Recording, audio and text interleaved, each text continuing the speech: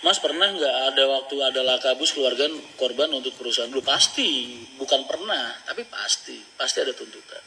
Ketika kita kecelakaan di jalan, ada dua hal yang wajib diterima oleh para korban. Satu, santunan dari perusahaan. Dua, santunan dari negara. Makanya kenapa kok Mas Ani dan kawan-kawan yang lain melarang kalian menggunakan bis-bis yang tanpa izin atau travel-travel gelap, karena santunan dari negara nggak akan cair. Paham? Jadi santunannya ada dua, satu santunan dari perusahaan, kedua santunan dari negara. Santunan negara ini bentuknya apa? Jasa raharja.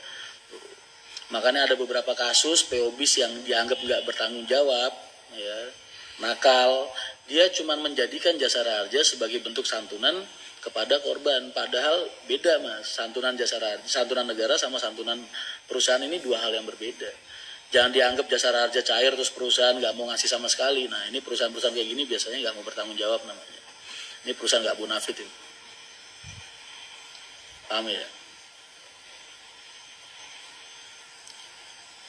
Ini ilmu yang kalian nggak bisa dapetin di sekolah ini, Bu.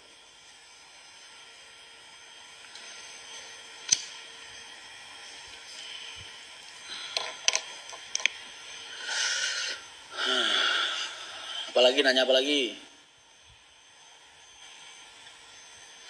Mas kan bisa punya pemikiran seperti ini karena keadaan, ya mas 19 tahun itu kan nggak sebentar mas. Emang lu pikir gue anak kemarin sore ngurusin bis? Kalian lihat gue kayak anak kemarin sore ngurusin bis kan karena gue baru nongol 2 tahun 3 tahun aja di media sosial. Di lapangan kan gue udah 19 tahun.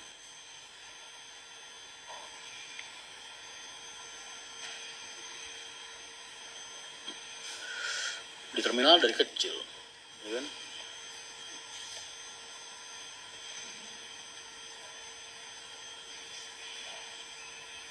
Berarti perusahaan pasti punya dana atau enggak, pertanyaannya bukan itu. Harus ngasih dana, harus ngasih santunan. Bentuknya apa ya tergantung.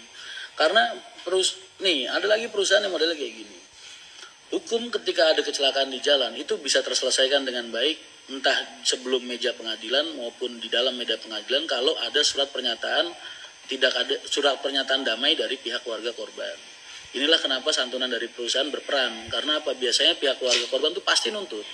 Saya minta ganti rugi segini, ganti nyawa segini, ganti ini segini ibaratnya. Nah kalau perusahaannya nggak bertanggung jawab, mereka nggak akan tahu yang jadi korban siapa, kru mas. Karena bisa digeletakin. Kalau kalian pernah ngelihat ada perusahaan kecelakaan, bis sama krunya digeletakin di dalam masalah, entah di kantor polisi atau apa gitu. Itu karena perusahaannya nggak mau bertanggung jawab soal ini. Nah ini yang gue anggap hal yang buruk, karena buat gue perusahaan harus hadir dalam setiap permasalahan yang dialami oleh kru di jalan. Kalian kalau pernah lihat vlogku yang yang di PO Haryanto official kalau nggak salah, Rian Mahendra ya, yang tentang manajemen laka. Tuh kalian. Kadang perusahaan yang nggak bonafit, yang nakal aku anggap, itu kalau ada kecelakaan, wah udah dipasrahin sama krunya, udah lu urusin sendiri. Bisa digeletakin, supirnya nggak diurusin, nggak ada pertanggungjawaban dari perusahaan. Ini karena dia nggak mau ngasih santunan laka sama biaya kepengurusan kecelakaan. Ini tipikal perusahaan yang tidak bertanggung jawab.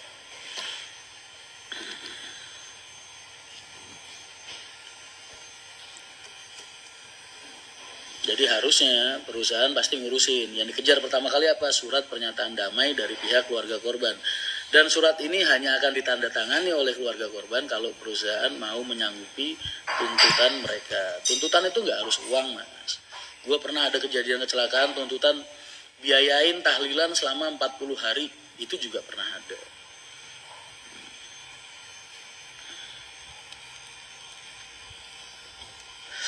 Pernah.